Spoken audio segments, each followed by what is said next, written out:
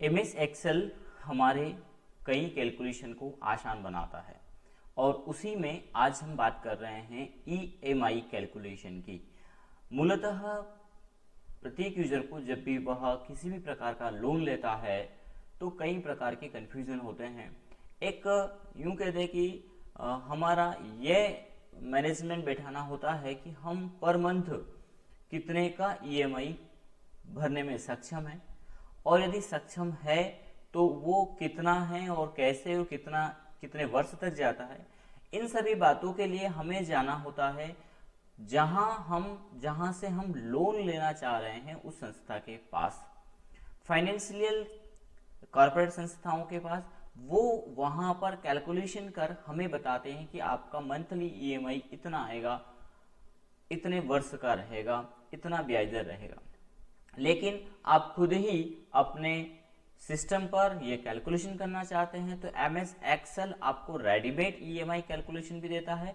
और यदि आप बनाना चाहते हैं तो आज के इस वीडियो क्लास के अंतर्गत हम देखेंगे ईएमआई कैलकुलेशन शीट बनाना, जो हर एक यूजर एक्सेल यूजर को आना चाहिए। बहुत इंपॉर्टेंट है, लॉजिकली है। चलिए तो चलते हैं एक्सेल स्क्रीन पर और आज पूरा तैयार करते हैं ईएमआई कैलकुलेशन।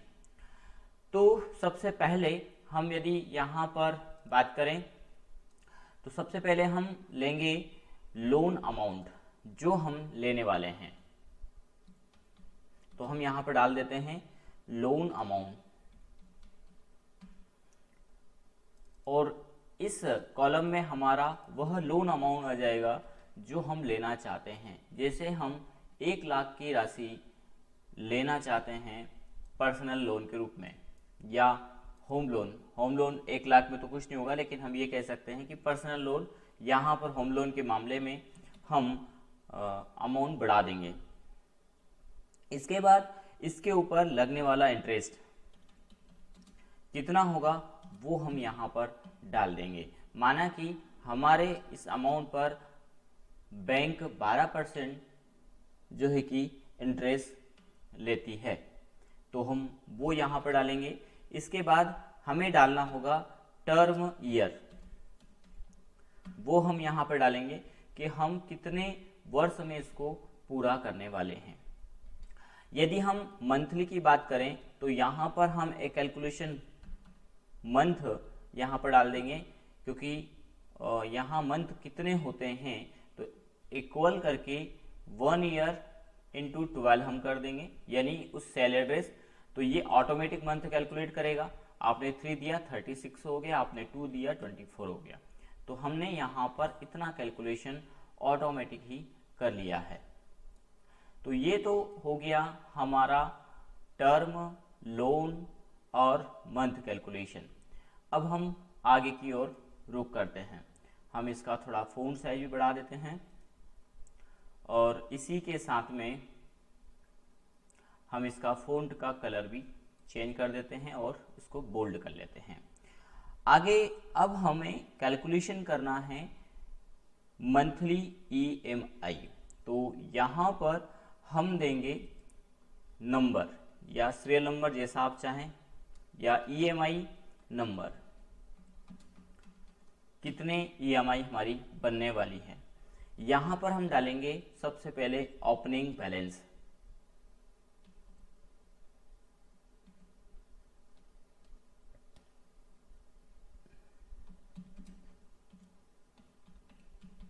ओपनिंग बैलेंस के बाद यहाँ हम बना देते हैं प्रिंसिपल का ऑप्शन। यहाँ हम निकालने वाले हैं कि हमारे इस अमाउंट में जो ईएमआई रहेगी उसमें हमारा कितना प्रिंसिपल रहेगा। तो प्रिंसिपल निकालने के लिए हम यहाँ पर यूज़ करने वाले हैं पीपीएमटी का फॉर्मूला। इसके बाद हम यहाँ पर इंटरेस्ट निकालेंगे और इंटरेस्ट निकालने के लिए आईपीएमटी का फॉर्मूला हम यहाँ पर यूज़ करने वाले हैं। ठीक है, चलिए तो अब इसी से हम शुरुआत करते हैं और यहाँ पर हम सबसे पहले नंबर दे देंगे। ओपनिंग, ये हमारा अमाउंट जो है ये हमारा ओपनिंग रहेगा, तो इक्वल, और इसको हम यहाँ पर कॉल कर देते हैं, तो ये अमाउंट सीधे सीधे आ जाएगा। और इस अमाउंट में यदि हम पहली ईएमआई हम इसके आधार पर कैलकुलेट करें तो वो कितने की आएगी, उसमें प्रिंसिपल कितना होगा पहली ईएमआई में टर्म ईयर इसके आधार पर, तो वो अब हम यहाँ पर देने वाले हैं।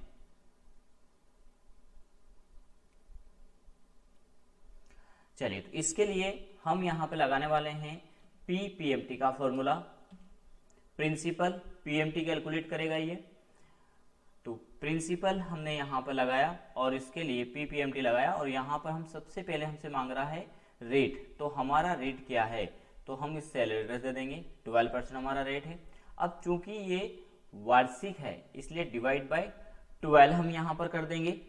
इसके बाद यहाँ पर हम देंगे इसका पर ईएमआई की बात करें तो पहली ईएमआई या तो आप 1 दे दीजिए, इसका सीरियल नंबर दे दीजिए, तो हम इसका सीरियल नंबर देते हैं 1। इसके बाद हमसे ये मांग रहा है इन पर, नेट पर कितना है, तो इस नेट पर को आप चाहें तो इसको अभी फिलहाल के लिए हमारी जो वैल्यू है वो हम यहाँ पर दे देते हैं बी, ये वैल्यू हमारी, वैसे ये प्रेजेंट वैल्यू है तो प्रेजेंट वैल्यू हम देंगे, देन हम एंटर, सॉरी एक चीज कुछ छूट गया है यहाँ पर, एन पर, और इसके बाद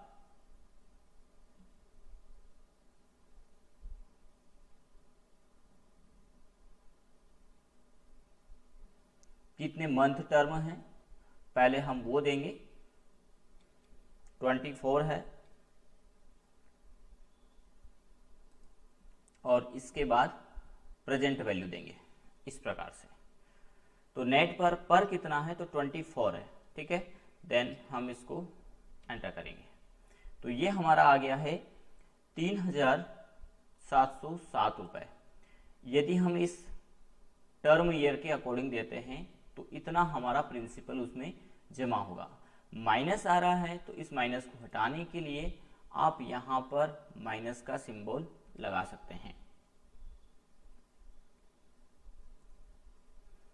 इसके बाद हम यहां पर कैलकुलेट करने वाले हैं इंटरेस्ट यानी आईपीएमटी, तो यहां पर हम लगाएंगे आईपीएमटी, और आईपीएमटी में सबसे पहले रेट मांग रहा है जो यहां पर है, डिवाइड बाय 12 करेंगे, कॉमा पर नंबर हम देंगे, कॉमा एन पर हम देंगे, कॉमा इसके बाद प्रेजेंट वैल्यू देंगे, देन कोष्टक बंद, एंटर।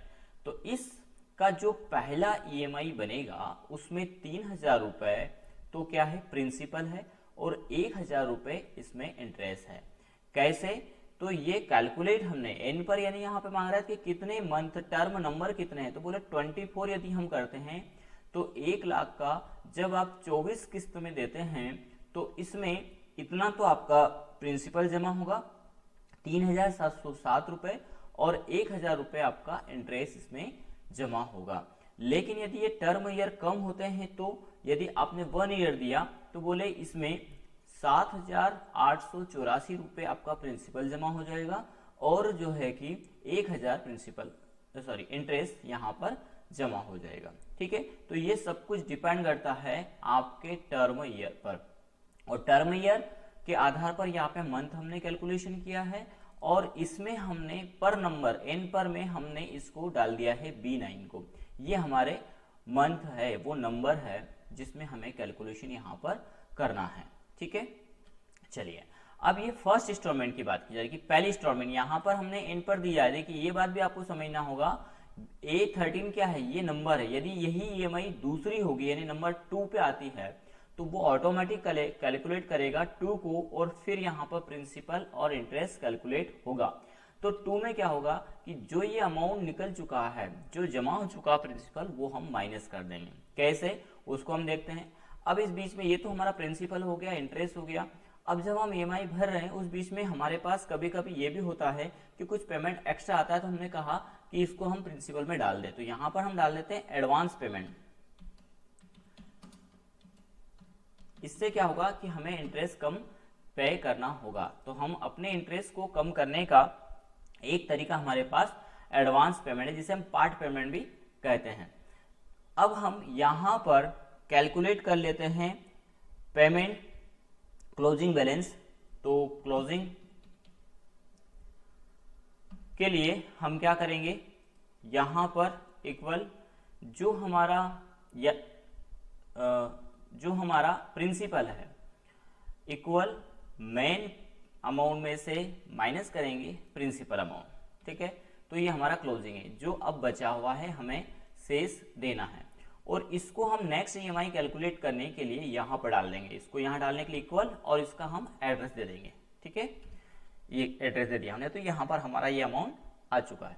अब यदि हमें टोटल ईएमआई भरना है तो वो कितना भरना है, तो हम यहाँ पर डालेंगे ईएमआई, और ईएमआई में हम यहाँ पर कैलकुलेट करेंगे प्रिंसिपल प्लस इंटरेस्ट, और प्लस यदि आपने कोई एडवांस पेमेंट किया है तो वो एंटर करिए। तो टोटल हमारा ईएमआई बन के आया फर्स्ट मंथ का 8,884 रुपये और 88 पैसे। यदि आप इसमें कोई पार्ट पेमेंट करते हैं, जैसे आपने 1,000 एडवांस पेमेंट किया, तो ये 1,000 इसमें जुड़ जाएगा, और इस प्रकार से टोटल हो जाएगा 9,884 रुपये। फिलहाल हम इस अमाउंट को यहाँ से हटा देते हैं। तो ये हमारी फर्स्ट ईएमआई यहाँ पर बन गया। नेक्स्ट मंथ का हमारा ईएमआई, तो नेक्स्ट मंथ का भी ईएमआई इतना ही आता है।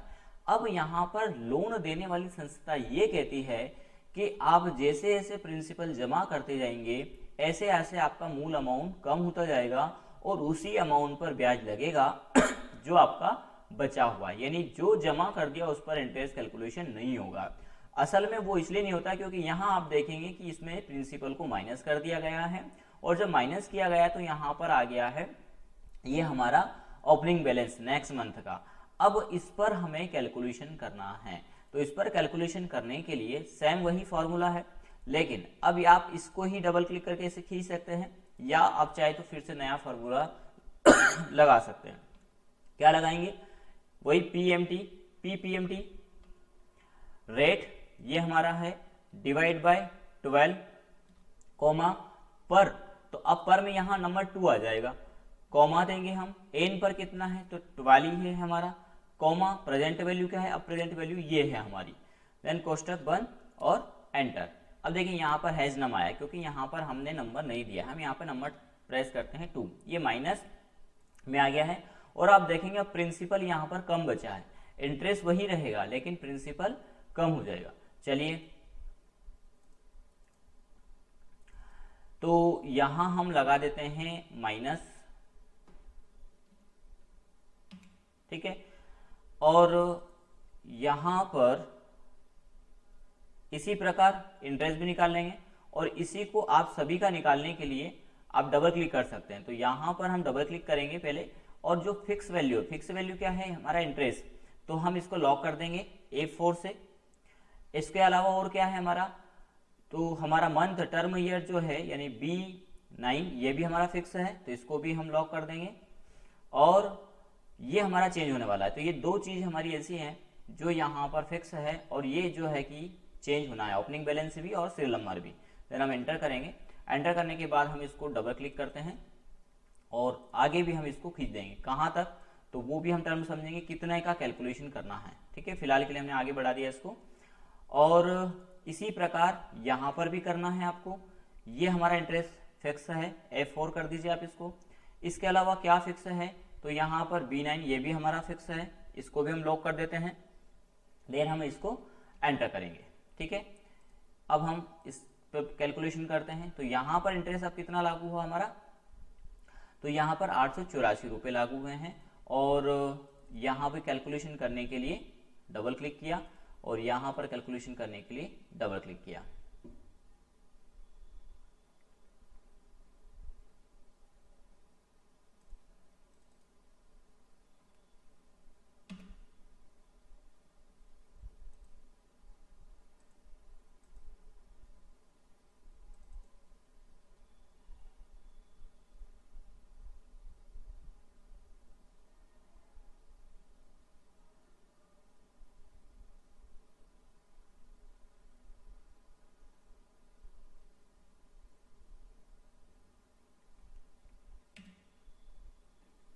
यहाँ पर हमारा EMI बढ़ना चाहिए।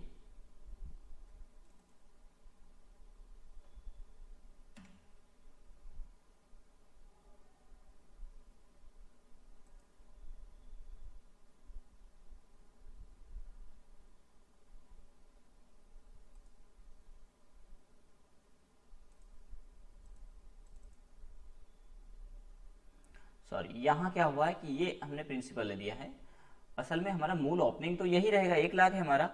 तो PMT में हमें A14, सॉरी यहाँ नहीं, ऊपर वाले में, यहाँ पर, क्योंकि ये इसी अमाउंट को तो हमें पूरा को चुकाना है, ये अपने हमारा ओपनिंग है ही, तो इसमें प्रिंसिपल का कैलकुलेशन करना है। तो हम यहाँ पर देंगे, किसको लॉक कर देंगे, B वाले मामले को, B13 को इसको लॉक करना पड़ेगा। ठीक है, F4 करेंगे, देन एंटर करेंगे इस वाले मामले में। और अब हम इसको डबल क्लिक करते हैं, ये देखिए, क्योंकि जब हम इतने का EMI यहाँ पर जमा करेंगे तो वो जो इंटरेस्ट तो कम हो जाएगा, लेकिन अब जो बचा हुआ पैसा होगा तो वो हमारे मूल अमाउंट में जमा हो जाएगा, ये इसमें होना है। ठीक है, और हमारा जो EMI आएगा वो पूरा उतना ही आएगा। इसमें भी हमें लॉक करना रहेगा।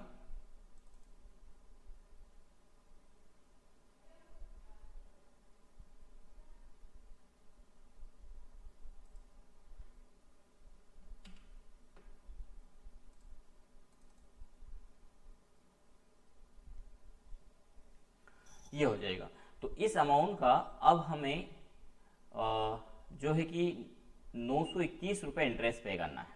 ठीक है, और ये हमारा, अब देखिए यहाँ इंटरेस्ट कम हो गया, यहाँ पर प्रिंसिपल ऑटोमेटिक बढ़ गया है, तो EMI हमारी उतने का ही आएगा। लेकिन जब नेक्स्ट मंथ हम जाएंगे तो यहाँ पर इस अमाउंट में जो अमाउंट माइनस हो गया है, यानी टर्म 2 में, तो उस अमाउंट को कैलकुलेट करेगा और इसके बाद जो पैसा बचेगा उसको ये इधर जमा कर देगा प्रिंसिपल में। ठीक है, तो प्रिंसिपल जैसे जैसे आप जमा करते हैं ऐसे ऐसे प्रिंसिपल बढ़ता जाएगा। ठीक है, चलिए अब यदि हम यहाँ पर थर्ड का कैलकुलेट करते हैं तो ये यहाँ पर कैलकुलेशन हो गया है, और इसको हम डबल क्लिक करके खींच देंगे तो ये ऑटोमेटिक कैलकुलेशन होकर के आ जाएगा यहाँ पर। ठीक है, तो ये ऑटोमेटिक आता जाएगा, और EMI आपकी उतनी ही है ही। आपने देखा होगा कि जो भी हम लोन लेते हैं उसमें EMI बराबर आता रहता है, लेकिन एक समय के बाद पूरा पे हो जाता है, चुकता हो जाता है जिसे हम कह दें, तो वो हमने यहाँ पर किया है। चलिए हम इसको थोड़ा सा फॉर्मेटिंग कर लेते हैं।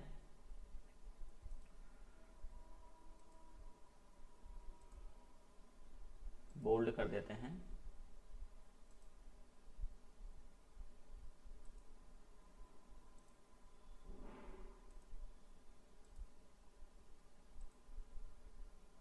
अलाइनमेंट सेंटर कर देते हैं,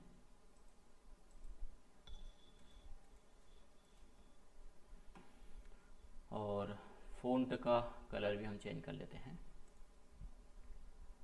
ठीक है, इस प्रकार से, और इस सीट को हम आगे तक खींच लेंगे।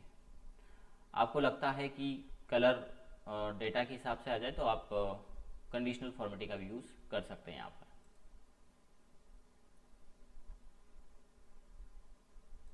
ये हमने दे दिया, इसको बोल्ड कर देते हैं।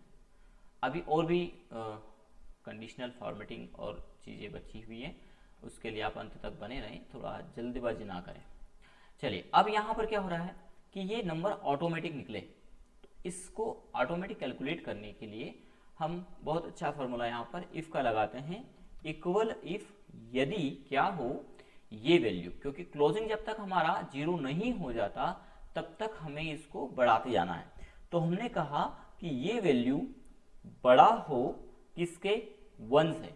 यदि 1 से बड़ा हो तो क्या करें, इस वैल्यू में इसके पहले वाली यानी A13 प्लस 1 कर दे,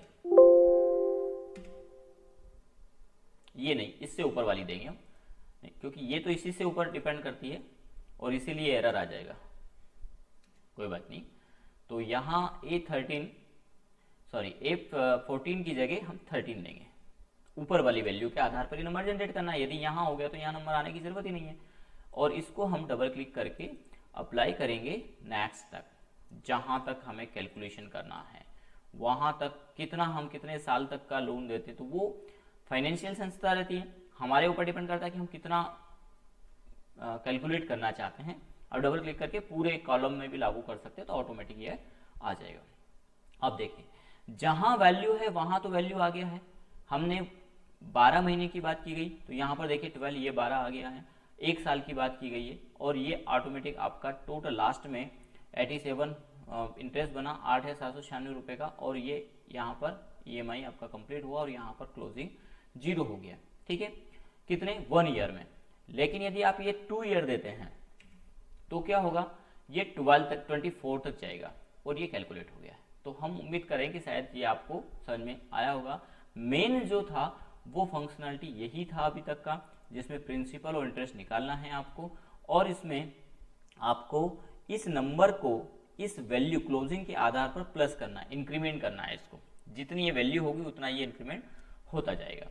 चलिए अब आगे हम इसको समझते हैं कि ये जो हैज नम आ रहा है ये कैसे खत्म हो। तो इसके लिए बहुत अच्छा फार्मूला है इफ एरर का। आपने जो इफ फार्मूला लगाया है इसके आगे असाइन कर दीजिए इफ एरर का फार्मूला। ठीक है, इफ एरर में पहले तो वैल्यू जो है वो आए, अदरवाइज तो उस वैल्यू में क्या है, हमने इफ का फार्मूला लगाया, अदरवाइज क्या है, बोले ब्लैंक छोड़ दे, देन एंटर। अब हम इसको डबल क्लिक करके अप्लाई करते हैं। ये देखिए यहां पर फॉल्स आकर के ये इस प्रकार से फॉल्स हो गया, तो ये इसका कारण लॉजिकली है क्योंकि हमारा वैल्यू ट्रू नहीं हो रहा है। ऐसी स्थिति में क्या करें, चलिए तो उसको भी हम ऑटोमेटिक खत्म करने वाले हैं, देखते हैं आगे। तो उसके लिए तो आप इसी में जो इफ लगाया है इसमें हमने किया कि यदि ये बड़ा हो तो ये प्लस हो, अदरवाइज क्या हो, तो बोले अदरवाइज ब्लैंक छोड़ दे। ये इफ को बोल दिया, इफ एरर को बोल दिया कि यदि वैल्यू हो तो ये वैल्यू दे, अदरवाइज ब्लैंक छोड़ दे। एंटर करेंगे और अब हम इसको डबल क्लिक करेंगे। ये देखिए इस फॉर्मूले को आप नोट करना चाहें तो हम डबल क्लिक करके छोड़ देते हैं, यहाँ स्क्रीनशॉट लेकर के आप इसको नोट कर सकते हैं।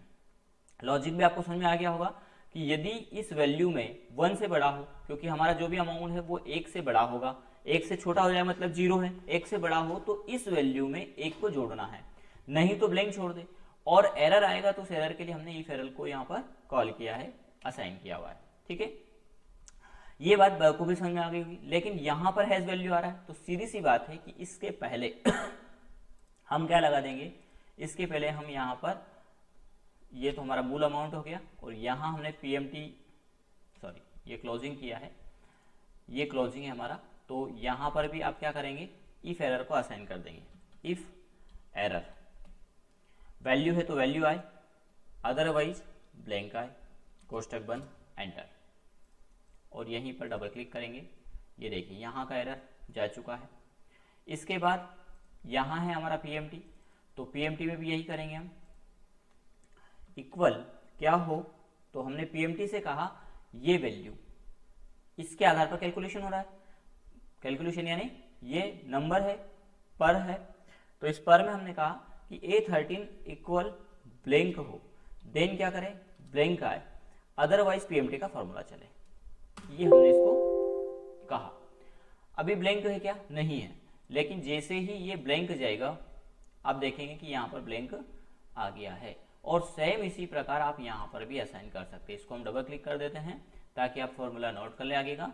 A13 ब्लैंक हो तो ब्लैंक आए, नहीं तो हमने जो PMT का फॉर्मूला लगाया। आप पहले A13 लगा करके नहीं चलाएं इसको, पहले PMT चलाएं ताकि PMT आपको अपने आप में समझ में आएगा।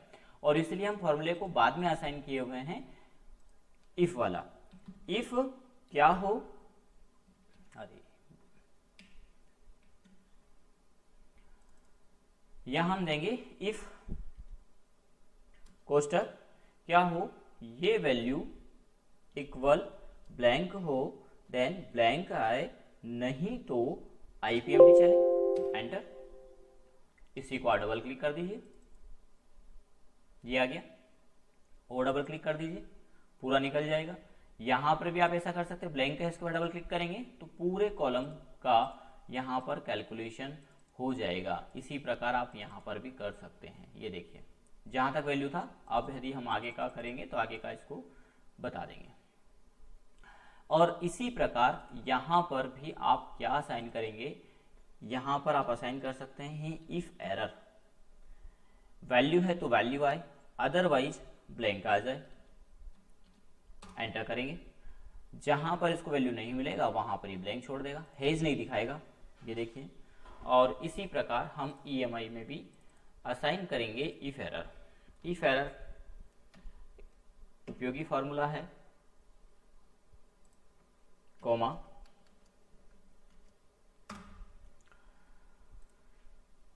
डबल क्लिक करेंगे, ये पूरा निकाल दिया इसने।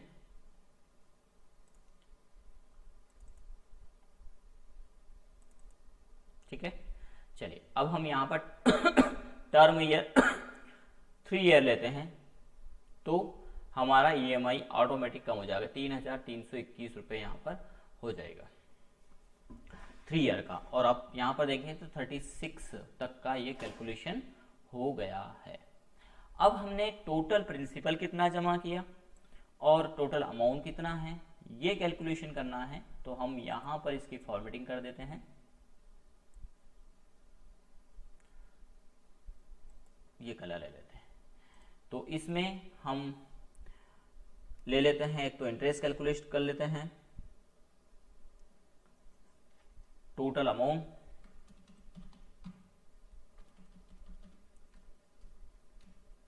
लोन अमाउंट भी कह सकते, लोन अमाउंट की स्टार्टिंग में था, टोटल डिपॉजिट अमाउंट भी कह सकते हैं इसको।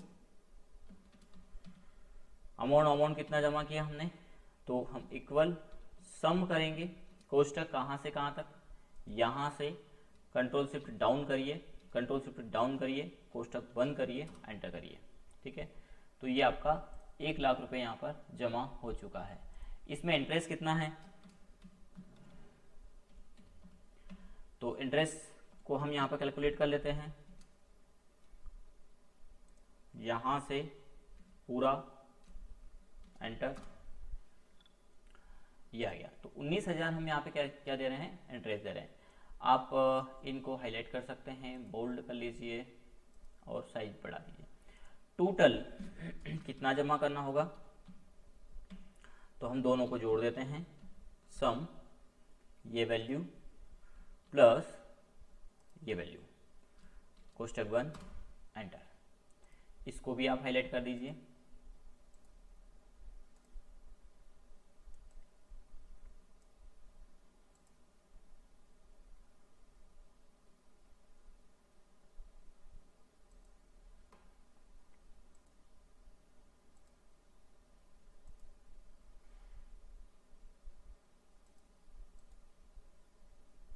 बोल्ड कर देते हैं।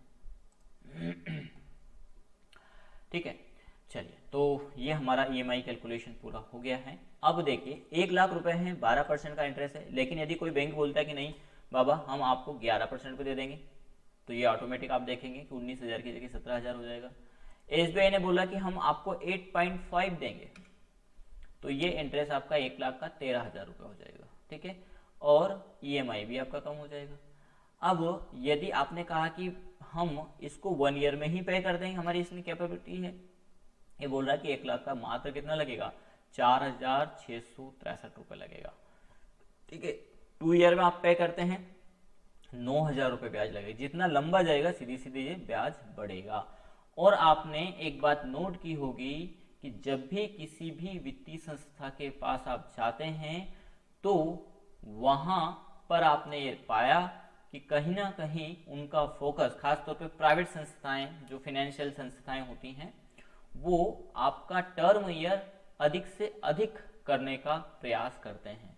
आपको किसी प्रकार, सर आप भरते रहिएगा, छोटा सा ईएमआई बना देते हैं, झंझट नहीं रहेगा, फैमिली, यानी बहुत सारी बातें बताते हैं, लेकिन आपको अपना डिसीजन लेना है कि हमें इंटरेस्ट किस पर ज्यादा लग रहा है। ज्यादा से ज्यादा आप कम से कम ईएमआई भरेंगे, उस पर आपको ज्यादा से ज्यादा इंटरेस्ट लगेगा, जितना लंबा भरेंगे उतना ज्यादा इंटरेस्ट लगेगा।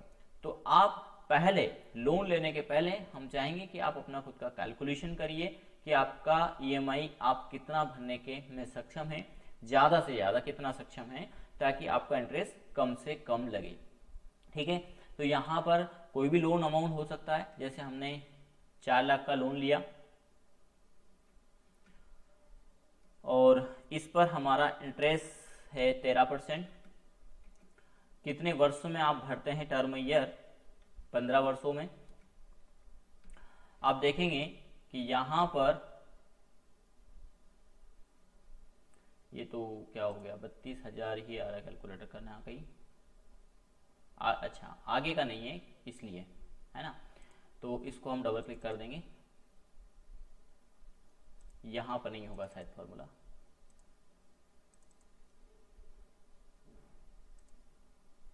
डबल क्लिक करना होगा सभी जगह।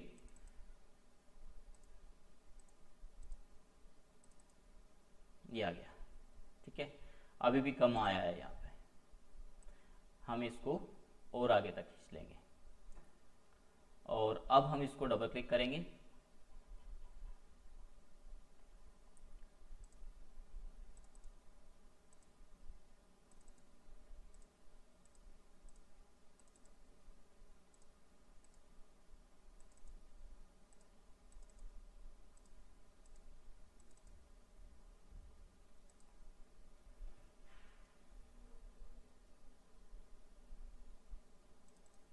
ये आ गया। तो ये 4 लाख हमारा अमाउंट हो जाएगा, इसमें इंटरेस्ट 3,42,000 हो जाएगा और टोटल 7,42,353 रुपये, और ये हमें चुकाना है, ठीक है। तो 4 लाख का डबल होने वाला है, 8 लाख के समथिंग पहुंचने वाले हैं। तो कोशिश करिए कि ये आपका टर्म ईयर आप कम से कम रखें। यदि आप इसको 10 वर्ष का रखेंगे तो ये ऑटोमेटिक यहाँ पर कम हो जाएगा। तो आज का ये वीडियो आपको कैसा लगा, लाइक करें, शेयर करें और चैनल को सब्सक्राइब करना ना भूलें।